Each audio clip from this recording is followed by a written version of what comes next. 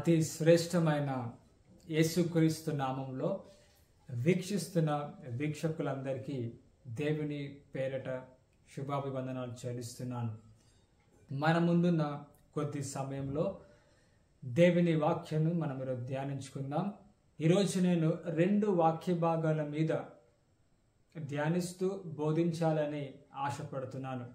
మత్తయి సువార్త 1వ వచనం నుండి 12వ వచనం వరకు ధ్యానించుకుందాం. ఈ అధ్యాయంలో గ్రంథకర్త అయిన మత్తయి భక్తుడు మనకు చాలా ప్రాముఖ్యమైన వ్యక్తిని ఇక్కడ మనకు పరిచయం చేస్తాడు. అతను ఎవరో కాదు, బాప్తిస్మం ఇచ్చి యోహాను. బాప్తిస్మం ఇచ్చి యోహాను చాలా ప్రాముఖ్యమైన పాత్రను పోషించినవాడు. ఎందుకు అని అంటే నేను మీకు 4 కారణాలు చెప్తాను. అందులో మొట్టమొదటి కారణం ఏంటంటే, ఈ 4 సువార్తలలో మొట్టమొదటిగా దేవుని సువార్తను బహిరంగంగా ప్రజలకు బోధించింది ఎవరు అనంటే బాప్తిజం ఇచ్చి యోహాను మాత్రమే. రెండవ కారణం ఏంటంటే, ఈ 4 సువార్తలో మొట్టమొదటిగా బాప్తిస్మం ఇచ్చింది ఎవరికైనా బాప్తిస్మం ఇచ్చింది ఎవరు అనంటే యోహాను భక్తుడే. అంతేకాకుండా యేసు ప్రభువుకు కూడా బాప్తిస్మం ఇచ్చింది కూడా బాప్తిస్మం ఇచ్చి యోహానే. మూడవ కారణం ఏమిటంటే, యేసుక్రీస్తు ప్రభువును తాను సేవ ఆరంభించక ముందే యేసుక్రీస్తును పరిచయం చేసింది కూడా యోహాను భక్తుడే. యోహాను భక్తుడు అంటాడు, నాకంటే ముందు వచ్చేవాడు శక్తిమంతుడు, గొప్పవాడు, రక్షించువాడు, మిమ్మల్ని పరిశుద్ధాత్మతో బాప్తిస్మం ఇస్తాడు అని యేసు ప్రభు కొరకు ముందుగానే సాక్ష్యం ఇచ్చింది, పరిచయం చేసింది కూడా యోహాను భక్తుడే. 4వ ముఖ్యమైన కారణం ఎందుకు యోహాను భక్తుడు చాలా ప్రాముఖ్యమైన వ్యక్తి అంటే, యేసుక్రీస్తు ప్రభు తాను సేవలో ఉన్నప్పుడు బాప్తిస్మం ఇచ్చి యోహాను గురించి ఇచ్చిన సాక్ష్యం మీరు వింటే చాలా అత్యద్భుతంగా ఉంటుంది. యేసుక్రీస్తు ప్రభు బాప్తిస్మం ఇచ్చి యోహాను గురించి ఏమంటాడంటే చూడండి, మత్తయి సువార్త 11వ అధ్యాయము 11వ వచనంలో యేసుక్రీస్తు ప్రభు బాప్తిస్మం ఇచ్చి యోహాను గురించి సాక్ష్యం ఇస్తున్నాడు. ఏమని సాక్ష్యం ఇస్తున్నాడు అంటే, స్త్రీలు కనిన వారిలో బాప్తిస్మం ఇచ్చి యోహాను కంటే గొప్పవాడు పుట్టలేదని నిశ్చయముగా మీతో చెప్పుచున్నాను. యేసుక్రీస్తు ప్రభు అంటున్నాడు, స్త్రీలు కనిన వారిలో బాప్తిస్మం ఇచ్చి యోహాను కంటే గొప్పవాడు పుట్టలేడంట. అంటే బాప్తిస్మం ఇచ్చి యోహాను ఎంత గొప్పవాడో అని సాక్షాత్ యేసుక్రీస్తు ప్రభువే అంటున్న మాట.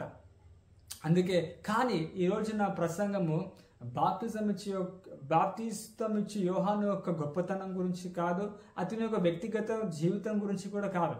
కానీ ఈరోజు నా ప్రసంగం ఒక దేని గురించి అంటే, బాప్తిస్మం ఇచ్చి యోహాను యొక్క సేవ, మొదటి ఎలా సేవ ఆరంభించాడు, అలాగే తాను సేవ ఆరంభించినప్పుడు మొట్టమొదటి ప్రసంగం దాని మీదనే నా ఒక ఫోకస్ అనేది ఉంటుంది.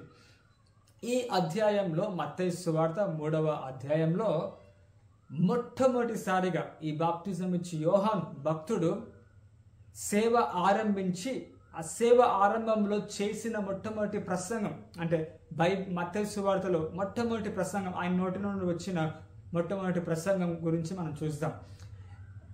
ఈ బాప్తిజం ఇచ్చి యోహాను మొట్టమొదటి ప్రసంగం 2వ వచనంలో ఈయన ఏదో ఒక పెద్ద ప్రసంగం చేశాడని కాదు, ఒక చిన్న వచనం, ఒక చిన్న వాక్యమే ఆయన ప్రసంగం చేశాడు. అదేంటో చూడండి, 3వ అధ్యాయం 2వ వచనం. పరలోక రాజ్యము సమీపించి ఉన్నది, మారు మనసు పొందుడని యూదయ అరణ్యములో ప్రకటించుచుండెను. ఈ బాప్తిజం ఇచ్చి యోహాను చేసిన ప్రసంగం చాలా చాలా చిన్నది కానీ చాలా ప్రాముఖ్యమైనది. అందులో యోహాను భక్తుడే బాప్తిజం ఇచ్చి యోహాను ఏమంటాడంటే, పరలోక రాజ్యం వచ్చి ఉన్నది అంటే దానికి అర్థం ఏంటంటే, దేవుని రాజ్యము, సాక్షాత్తు దేవుడే మానవ రూపిగా లోకానికి యేసు ప్రభువుగా వచ్చాడు. యేసు ప్రభు లోకానికి వచ్చాడు, తన రాజ్యాన్ని స్థాపించడానికి వచ్చాడు. ఒకవేళ మీరు ఆ రాజ్య వారసులుగా కావాలంటే, ఆ రాజ్యంలో మీరు అడుగు పెట్టాలి అంటే, ఆ పరలోక ఆ నిత్య రాజ్యంలో, ఆ దేవుని రాజ్యంలో మీరు ఒకటి కావాలి అంటే మీరు చేయాల్సింది ఒకటే, మారు మనసు పొందుడి అని అంటున్నాడు. చూడండి, మారు మనసు అన్న మాటకి చాలా సింపుల్గా చెప్పాలంటే, ఆ మాటకు మనకు అర్థమయ్యే భాషలో చెప్పాలంటే యూటర్న్ అని అంటారు. మారు మనసు పొందడం అంటే ఏంటంటే యూటర్న్ చేయడం. ఉదాహరణకు మీరు ఒక ప్రాంతానికి వెళ్ళాలనుకుంటున్నారు. సో ఆ ప్రాంతానికి వెళ్ళడానికి మీరు స్ట్రైట్గా వెళ్తున్నారు రోడ్ మీద. సడన్గా మీరు పక్కకు ఒక బోర్డు చూశారు, మీరు వెళ్ళాలనుకున్న ఆ ఊరు స్ట్రైట్లో లేదు, వెనుకకే వెళ్ళిపోయింది అని మీరు చూశారు. వెంటనే మీరు ఏం చేస్తారు? స్ట్రైట్ వెళ్ళిపోతారా? కాదు. మీరు ఏం చేస్తారు? అరే, నేను తప్పు మార్గంలో వెళ్తున్నాను, నా గమ్యము అది కాదు, వెనుకలేనే ఉంది, నేను తప్పు మార్గంలో వెళ్తున్నాను. నువ్వేం చేస్తావు? వెంటనే ఒక యూటర్న్ తీసుకుంటావు. యూటర్న్ తీసుకొని సరైన మార్గంలో నీ గమ్యస్థానానికి వెళ్తావు. మారు మనసు పొందడం అంటే కూడా అదే, యూటర్న్ తీసుకోవడం. ఇంతవరకు నువ్వు ఇష్టానుసారంగా బ్రతికావు. నువ్వు అపవాది మార్గంలో, లోకానుసారమైన మార్గంలో నీ ఇష్టానుసారంగా శరీరేచ్ఛలు నెరవేర్చుకుంటూ దేవునికి వ్యతిరేకంగా జీవిస్తూ వెళ్తున్నావు. కానీ ఒక పాయింట్లో నీకు అర్థమైంది, అరే నేను తప్పు మార్గంలో ఉన్నాను. ఒక పాయింట్లో నీకు అర్థమైంది, అరే నా జీవితం, నేను తప్పు మార్గంలో వెళ్తున్నాను, నేను పాపిని అని నువ్వు ఎరిగి, తప్పు మార్గంలో నువ్వు ఉన్నావు, నువ్వు ఎరిగి మంచి మార్గంలో వెళ్ళాలనే మనస్సాక్షితో పశ్చాత్తాపపడి నువ్వేం చేస్తావు? నీ పాపాలు ఒప్పుకొని, దేవా నేను నీ వైపు తిరుగుతానయ్యా, నీ మార్గం సరైన మార్గం అయ్యా, నీకు ఇష్టానుసారంగా జీవిస్తేనే పరలోక రాజ్యానికి వెళ్తాను అని నువ్వేం చేస్తావు? ఒక యూటర్న్ తీసుకొని, ఒకప్పుడు ఇష్టానుసారంగా జీవించావు, కానీ ఇప్పుడు ఏం చేస్తావు? ఈ నూతన మార్గంలో, నూతన సృష్టిగా దేవునికి ఇష్టానుసారంగా, దేవుని మార్గంలో, దేవునికి మహిమ తెచ్చే విధంగా నువ్వు జీవిస్తావు. అదే మారు మనసు. సో ఇక్కడ యోహాను భక్తుడు కూడా అదే అంటున్నాడు. ఆ పరలోక రాజ్యంలో మీరు పాలిభాగస్తులు కావాలంటే, తప్పు మార్గంలో ఒకవేళ మీరు ఉంటే మారు మనసు పొంది దేవుని వైపు తిరగండి, మీ బ్రతుకులు మార్చుకోండి అని యోహాను ప్రసంగం చేశాడు, బోధించాడు. చాలా ఆశ్చర్యకరమైన విషయం ఏంటంటే, యోహాను యొక్క ప్రసంగం విని చాలా మంది స్పందించారు. ఒకవేళ మీరు 5వ వచనం, 3వ అధ్యాయం 5వ వచనంలో మీరు గమనిస్తే అక్కడ ఏమని ఉంటుందంటే, ఆ సమయమున యెరూషలేము వారును యూదాయ వారందరూ, యోర్దాను నది ప్రాంతములో వారందరూ అతని యొద్దకు వచ్చి తమ పాపములు ఒప్పుకొనుచు యోర్దాను నదిలో అతని చేత బాప్తిస్మము పొందుచుండిరి. మీరు చూస్తే ఇక్కడ చాలా మంది వచ్చారంట. యూదా ప్రాంతం వారు, యెరూషలేము ప్రాంతం వారు, యోర్దాను చుట్టుపక్కల వాళ్ళందరూ కూడా బాప్తిసం ఇచ్చి యోహాను దగ్గరికి వచ్చి యోర్దాను నదిలో తమ పాపాలు ఒప్పుకొని పశ్చాత్తాపముతో మారు మనసు పొంది వాళ్ళు బాప్తిసం పొందుతున్నారంట. చూడండి, ఒక దైవ సేవకునిగా ఇలాంటి స్పందన ప్రజల నుండి వస్తే ఎంత సంతోషంగా ఉంటుంది. నాకు తెలిసి యోహాను భక్తులు కూడా చాలా సంతోషంతో, అరే ఇంతమంది దేవుని వాక్యం విని స్పందించారు, దేవుని రాజ్యంలో పాలిభాగస్తులకు అవుతున్నారని ఎంతో ఆనందించి ఉంటారు. అలాగైతే మీరు ఇంకొక విషయం గమనించాలి. మనం ఏంటంటే 7వ వచనంలో బాప్తిజం ఇచ్చి యోహాను చాలా సంతోషించి ఉంటాడు. కానీ 7వ వచనంలో ఒక విచిత్రమైన సంఘటన జరిగింది. అదేంటంటే చాలా మంది ప్రజలు యోహాను వాక్యం విని స్పందించారు. అలాగైతే వాళ్ళతో పాటు పరిసయ్యులు, సద్దుకయ్యులు కూడా వచ్చి బాప్తిస్మం పొందాలని వస్తున్నారంట. 7వ వచనంలో చూడండి, అతడు పరిసయ్యులలోను సద్దుకయ్యులలోను అనేకులు బాప్తిస్మం పొందుట అనుంది. పొందుట చూచి చాలా మంది పరిసయ్యులు, సద్దుకాయలు, అసలు ఎవరు పరిసయ్యులు, సద్దుకాయలు అంటే పరిసయ్యులు ఎవరంటే మత పెద్దలు, రిలీజియస్ లీడర్స్. యేసు ప్రభు కాలంలో వీళ్ళు ఎవరు అంటే దేవుని వాక్యమును, ధర్మశాస్త్రమును, పాత నిబంధన గ్రంథమును బోధించే వాళ్ళు. వీరికి పరిసయ్యులకు ధర్మశాస్త్రము అవలీలంగా వచ్చు. వాళ్ళు చిన్న ఉన్నప్పటి నుండే మొదటి 5 పుస్తకాలు ధర్మశాస్త్రం వాళ్ళు కంటత పట్టారు. దేవుని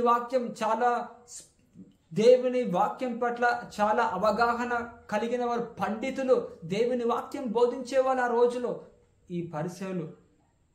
అంతేకాకుండా సద్దుకయ్యులు ఎవరంటే అధికారులు.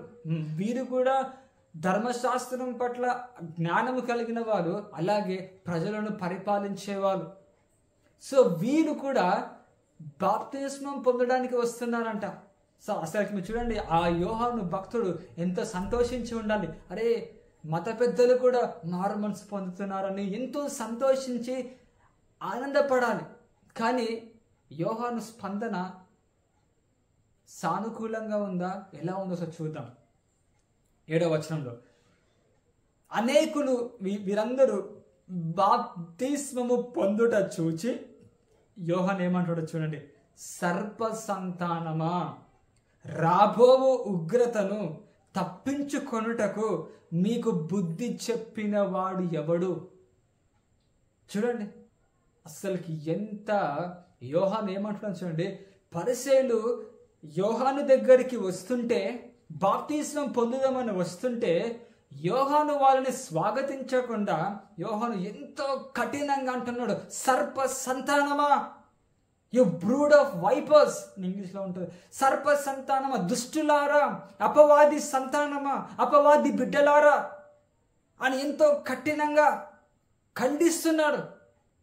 మెచ్చుకోవాల్సింది ఎంతో కఠినంగా ఖండిస్తున్నాడు. ఎందుకు అనే మీకు ప్రశ్న రావచ్చు. ఎందుకు యోహాను భక్తుడు ఇంత కఠినంగా ఉంటున్నాడు? అరే, సువార్తను స్వీకరించి దేవుని దగ్గరికి వస్తున్న ప్రజలను ఆటంకంగా ఉంటుండు అని అనిపించవచ్చు. కానీ కాదు. ఇక్కడ యోహాను ఏమంటున్నాడు చూడండి చివరిగా, మారు మనసుకు తగిన ఫలము ఫలించుడి. యోహాను భక్తుడు వాళ్ళతో ఏమంటున్నంటే, ఆ ప్రజలతో, ఆ పరిసయ్యులతో, సద్దుకయ్యులతో ఏమంటున్నంటే, సర్ప దుష్టులారా, మారు మనసుకు తగిన ఫలము పొందుడి. అంటే యోహాను ఏమంటుంటే, ఒకవేళ మీ జీవితంలో నిజంగా మార్పు వచ్చి ఉంటే, ఒకవేళ మీ జీవితంలో మీరు నిజంగా యూటర్న్ తీసుకొని ఉంటే, అది మీ బ్రతుకులలో కనిపించి ఉండేది, మీ క్రియలలో అది కనిపించాలి, ఫలము ఉండాలి అని వాళ్ళని చాలా కఠినంగా ఖండిస్తున్నాడు. చూడండి ఇంకొకటి 8వ వచనంలో మీరు గమనిస్తే, నేను చదువుతాను ఇప్పుడు. ఈ యూదులకు కానీ పరిసయ్యులకు కానీ ఈ యూదా పరిసయ్యులు, సద్దుకయ్యులు, అలాగే యూదా ప్రజలకు ఒక అపోహ ఉండేది, మిస్కన్సెప్షన్. అపోహ అంటే ఏంటంటే వాళ్ళు కరెక్ట్ అని అనుకుంటారు కానీ అది నిజంగా తప్పు. అలాంటి ఒక అపోహ ఉండేది. అదేం అపోహ అంటే, ఈ యూదా ప్రజలు, పరిసయ్యులు ఎప్పుడు గర్వపడే విషయం ఏమిటంటే, వీళ్ళు ఏమనుకుంటారంటే, మేము అబ్రహాము సంతానము వారము, అబ్రహాము మా తండ్రి, దేవుడు వాగ్దానమిచ్చి ప్రత్యేకంగా ఎన్నుకున్న అబ్రహాము సంతానము వారం మేము. దేవుడు మమ్మల్ని ఎప్పుడో ఎన్నుకున్నాడు, దేవుడు మమ్మల్ని ఎప్పుడో ఐగుప్తు నుండి రక్షించాడు, మేము ఎప్పుడో రక్షింపబడిన వారము, మేము ఎప్పుడో దేవుని బిడ్డలము, ఎందుకంటే మేము అబ్రహాము సంతానం అని ఎప్పుడు చూసినా వీళ్ళు ఒక విధమైన గర్వము, అహంకారము వీళ్ళలో ఉండేది. ఎక్కడికి వెళ్ళినా వీళ్ళేం చెప్పుకునేవారంటే, మేము ప్రత్యేకింపబడిన వారం, దేవుడు మమ్మల్నే ప్రేమిస్తున్నాడు అనే ఒక అహంభావము వీళ్ళలో ఉండేది. మీకు అది నిజంగా అనే ఒక డౌట్ వస్తే చూడండి 8వ వచనంలో యోహాను భక్తుడు ఈ పరిసయ్యులతోను అలాగే సద్దుకయ్యులతో అంటున్న మాట ఏందో చూడండి. అబ్రహాము మాకు తండ్రి అని మీలో మీరు చెప్పుకొన తలంచవద్దు. దేవుడు ఈ రాళ్ళ వలన అబ్రహామునకు పిల్లలను పుట్టింపగలనని మీతో చెప్పుచున్నాను. ఇక్కడ యోహాను ఏమంటే, అబ్రహాము మాకు తండ్రి అని అనుకున్నాను. వీళ్ళు చెప్పాను కదా, వీళ్ళకు ఒక గర్వం, అదేంటంటే మాకు ఎలాంటి రక్షణ అవసరం లేదు, మాకు ఇంకా ఏ రక్షకుడు మాకు అవసరం లేదు, ఎందుకంటే మేము ఆల్రెడీ రక్షణ పొందిన వారం, మేము అబ్రహాము కుమారులం, మాకు రక్షణ అవసరం లేదు, ఎందుకంటే మాకు దేవుని రాజ్యం అది మాదే అన్న ఒక అహంభావము, గర్వం, కఠినత్వం వీళ్ళలో ఉండేది. ఇంకా మీకు ఇంకొక చిన్న ఉదాహరణ ఇస్తాను. యోహాను సువార్త 8వ అధ్యాయంలో యేసు ప్రభు యూదులకు ప్రసంగం చేస్తూ ఏమంటాడంటే, మీరు నాయందు విశ్వాసం ఉంచితే, నాయందు మీరు నమ్మిక ఉంచితే సత్యము అంటే నా వాక్యము మిమ్మల్ని స్వతంత్రులుగా చేయును అని అంటాడు. సత్యము మిమ్మల్ని స్వతంత్రులుగా చేయును అని అంటే దానికి యేసయ్య చెప్పిన ఆ వాక్యానికి ఈ యూదులు ఎలా స్పందించారో చూడండి. యోహాను సువార్త 8వ అధ్యాయము 33వ వచనంలో ఇలా వాళ్ళు అంటున్నారు యేసయ్య మాటకు. వారు అంటే యూదులు, మేము అబ్రహాము సంతానము, మేము ఎన్నడూను ఎవనికి దాసులమై ఉండలేదు. చూసారు వీళ్ళు ఏమంటారు? యేసు ప్రభువా, మీరు మమ్మల్ని స్వతంత్రులుగా చేస్తారని అంటున్నావు, కానీ ఒకటి గుర్తుపెట్టుకో, మేము ఎవరో తెలుసా? మేము అబ్రహాము పిల్లలము, మేము అబ్రహాము సంతానము, మేము ఎవరికి దాసులము కాదు, మేము ఎప్పుడో స్వతంత్రులము, మేము ఎప్పుడో రక్షింపబడిన వారము, మాకు ఏ రక్షకుడు అవసరం లేదు, ఎవడో వచ్చి మమ్మల్ని రక్షించే అవసరం లేదు అని యేసు ప్రభుకి అంటున్నారు. అప్పుడు యేసు ప్రభు 34వ వచనం ఏమంటాడో చూడండి. అందుకు యేసు, పాపము చేయు ప్రతి వాడును పాపమునకు దాసుడు మీతో నిశ్చయముగా చెప్పుచున్నాను. అప్పుడు యేసు ప్రభు ఏమంటున్నాడంటే ఆ యూదులతో, యూదులారా, ఒకవేళ మీరు నిజంగా స్వతంత్రులు అని మీరు అనుకుంటున్నారు కదా, మీలో ఎవరైనా పాపం చేశారా? ఎవరైనా పాపం చేసి మీలో ఎవరైనా పాపరహితులుగా ఉన్నారా? పాపం చేయకుండా పరిశుద్ధంగా జీవించారా అంటే ఒక్కరు కూడా లేదు. మీలో ప్రతి వాడు పాపము చేసిన వాడే. అంటే పాపము చేయు ప్రతి వాడు పాపానికి దాసుడు, పాపము చేయు ప్రతి వాడు అపవాదికి దాసుడు. కనుక మీకు రక్షకుడు కావాలి, ఆ రక్షణ నేను ఇస్తాను అని నమ్ముకోండి అని అన్నాడు యేసు ప్రభు. మరలా వారు అంటున్న మాట చూడండి 39వ వచనంలో. అందుకు వారు ఆయనతో, యేసుతో ఏమంటున్నారంటే, మా తండ్రి అబ్రహాము అని మరలా వాళ్ళు యేసు ప్రభుకి అంటున్నారు. అప్పుడు యేసు ప్రభు చూడండి, ఇది చాలా మంచి మాట, వాళ్ళకి కౌంటర్గా ఏమంటాడో చూడండి. యోహాను సువార్త 8వ అధ్యాయం 39వ వచనంలో, యేసు, మీరు అబ్రహాము పిల్లలైతే అబ్రహాము చేసిన క్రియలు చేతురు. యేసు ప్రభు ఏమంటున్నంటే, యూదులారా, మీరు అబ్రహాము పిల్లలము, మేము అబ్రహాము సంతానము అని మీరు అంటున్నారు కదా, గర్వపడుతున్నారు కదా. ఒకవేళ మీరు నిజంగా అబ్రహాము పిల్లలైతే, ఒకవేళ మీరు నిజంగా అబ్రహాము కుమార్తెలు అయితే, అబ్రహాములో ఉన్న ఆ నైతిక విలువలు, అబ్రహాములో ఉన్న ఆ ఆధ్యాత్మిక జీవితం మీలో ఉన్నదా? మీరు చేసి చూపెడతారు. ఒకవేళ మీరు అబ్రహాము పిల్లలు అని అంటే అబ్రహాము లాగా మీరు జీవించాలి కదా. మీ బ్రతుకులేమో అబ్రహాము లాగా జీవించలేరు. మీరేమో సైతాను లాగా జీవిస్తున్నారు, సైతాను క్రియలు మీరు జీవిస్తున్నారు. యేసు ప్రభు ఏమంటుందంటే, ఒకవేళ మీరు అబ్రహాము పిల్లలైతే అబ్రహాము ఒక ఆధ్యాత్మిక జీవితం, అబ్రహాము ఒక ఆధ్యాత్మిక విలువలు మీలో ఉన్నాయా? అబ్రహాము ఒక సంపూర్ణ విధేయత, త్యాగపూరితమైన ప్రేమ, అబ్రహాము తన సొంత కుమారుని, తనకి ఇష్టమైన కుమారుని దేవుని కొరకు, దేవుని మాట కొరకు, దేవునికి విధేయతగా ఉండుటకు సమస్తమును త్యాగం చేసిన వాడు అబ్రహాము. అలాంటి త్యాగపూరితమైన జీవితం మీలో ఉన్నదా? అబ్రహాము దేవుని ప్రేమ కొరకు సమస్తము త్యాగం చేశారు, తల్లిదండ్రుల కుటుంబాలను, ఊరు సమస్తమును. అలాంటి త్యాగపూరితమైన ప్రేమ మీలో ఉన్నదా దేవుని కొరకు? అబ్రహాము కుమారులమని అంత గర్వపడుతూ, రొమ్ము విడుస్తూ, కాళ్ళ ఎగరేస్తూ చెప్తున్నారే, అలాంటి జీవితం మీ బ్రతుకుల్లో ఉన్నదా అని యేసు ప్రభు అంటూ మరొక మాట 44వ వచనం ఏమంటారంటే, మీరు మీ తండ్రి యగు అపవాది సంబంధులు, మీ తండ్రి దురాశలు నెరవేర్చగోరుచున్నారు. ఇక్కడ యేసు ప్రభు ఏమంటారంటే, మీరు మీ బ్రతుకులు చూస్తే, మీ క్రియలు చూస్తే మీరు అబ్రహాం పిల్లలు కాదు, మీరు అపవాది పిల్లలు. అపవాది యొక్క క్రియలు మీరు చేస్తున్నారు, అపవాది యొక్క దురాశలు మీ తండ్రి అపవాది అలా బ్రతుకుతున్నారు. మీ క్రియలు చూస్తే అర్థమవుతుంది మీరు ఎవరి పిల్లలు. మీ క్రియలు చూస్తే అర్థమవుతుంది మీ తండ్రి ఎవరు, అబ్రహామో లేకపోతే అపవాదో అని యేసు ప్రభు వీళ్ళని చాలా కఠినంగా అంటున్నాడు. చూడండి, ఇక్కడ మీరు గమనిస్తే యేసు ప్రభు ఎందుకు వాళ్ళు అంత కఠినంగా ఉంటుందంటే, వీళ్ళు బయటికేమో మేము అబ్రహాం పిల్లలం, బయటికి మేము పరిశుద్ధులం, మేము రక్షింపబడిన వారం అని అంటున్నారు. కానీ వాళ్ళ బ్రతుకు చూస్తే, వాళ్ళ క్రియలు చూస్తే అపవాది సంబంధుల్లాగా జీవిస్తుంది. ఎందుకు యోహాను భక్తుడు పరిసయ్యులను సద్దుకై అంత కఠినంగా సర్ప సంతానం అని అంటున్నాడంటే, యోహాను భక్తుడికి వాళ్ళు రావడం ఇష్టమని కాదు, వాళ్ళ ఒక మారు మనసు అది వేషధారమైన మారు మనసు, అది నామకార్థమైన మారు మనసు.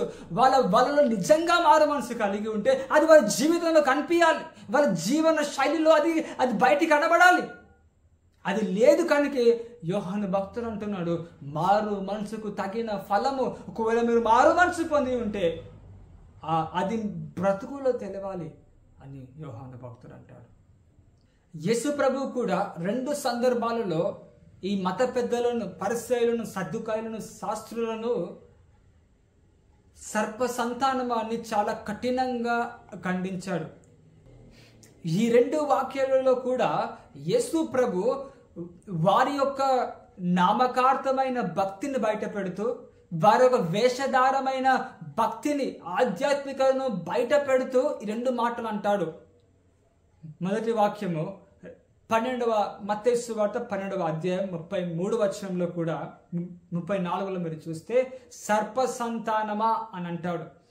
దానికి ముందు వచనంలో 33వ వచనం చివరి భాగంలో ఏమంటుందంటే, చెట్టు దాని పండు వలన తెలియబడును. చెట్టు దాని పండు వలన తెలియను. యేసుప్రభు ఏమంటారంటే, ఒక వ్యక్తి జీవితము కూడా వాళ్ళ క్రియలను బట్టి ఆ వ్యక్తి యొక్క వ్యక్తిగత జీవితం కానీ ఆధ్యాత్మిక జీవితం కానీ మనము నిర్ధారించవచ్చు. ఒక వ్యక్తి బయటికి చాలా పరిశుద్ధునిగా జీవించవచ్చు, ఒక వ్యక్తి బయటికి చాలా పరిశుద్ధునిగా కనబడవచ్చు, కానీ అతని యొక్క పరిశుద్ధత, అతని యొక్క వ్యక్తిగత జీవితం, దేవునితో జీవితము, అతని యొక్క ఆధ్యాత్మిక జీవితము మనం ఎలా కొలవాలి అంటే అతని యొక్క క్రియలను బట్టి. అతని యొక్క పనులు అంటే క్రియలను బట్టి. అందుకే యేసుప్రభు అంటాడు, అందుకే యేసుప్రభు వీళ్ళని చూస్తే ఏమంటుండంటే పరిసయ్యులతో, ఓ పరిసయ్యులారా, మీరు మీ యొక్క క్రియలు చూస్తే మీ క్రియలను చూసి చెప్పొచ్చు మీరు ఎలాంటి వాళ్ళు. మీరు ఎవరో తెలుసా? సర్ప సంతానం, మీరు వేషధారులు. యేసు ప్రభు ఇంకొక దగ్గర 23వ అధ్యాయం 27వ వచనం ఏమంటాడంటే, ఈ శాస్త్రులతో ఏమంటాడంటే, అయ్యో వేషధారులైన శాస్త్రులారా, పరిసయ్యులారా, మీరు సున్నము కొట్టిన సమాధులను పోలి ఉన్నారు.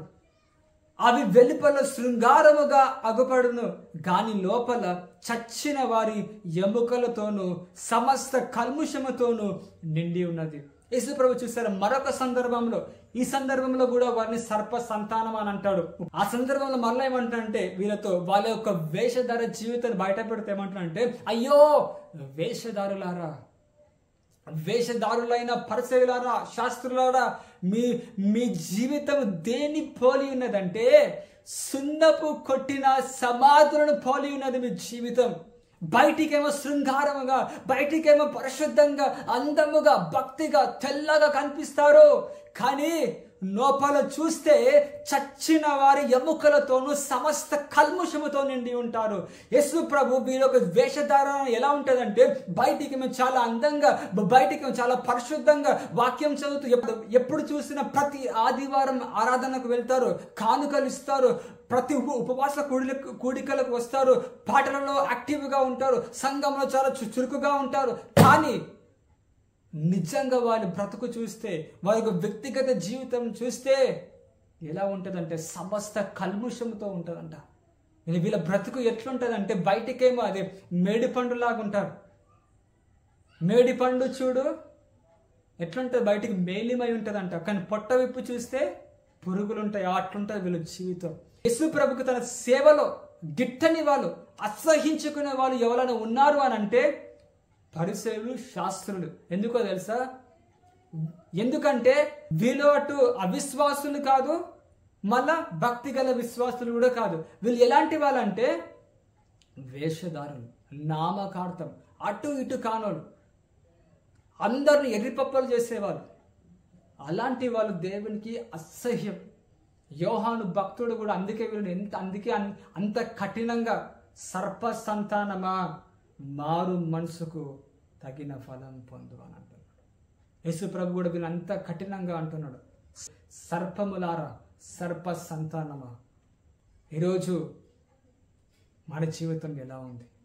ఈరోజు అట్టి కృప దేవుడు ఈ వాక్యం వింటున్న ప్రతి ఒక్కరికి దేవుడు అట్టి కృప ఇవ్వాలని కోరుకుంటున్నాను. ఏదో నామకార్థంగా కాదు, నామకార్థంగా జీవించకండి, యథార్థంగా జీవించండి. ఒకళ్ళు పాపంలో ఉన్నారా, దేవుని దగ్గర ఒప్పుకోండి, దేవుని పాపం చేశానయ్యా, మరలా ఆ పాపంలో పడిపోకుండా దేవునికి సహాయం చేయమని కోరుకోండి. యథార్థంగా బ్రతకండి, పరిశుద్ధంగా బ్రతకండి.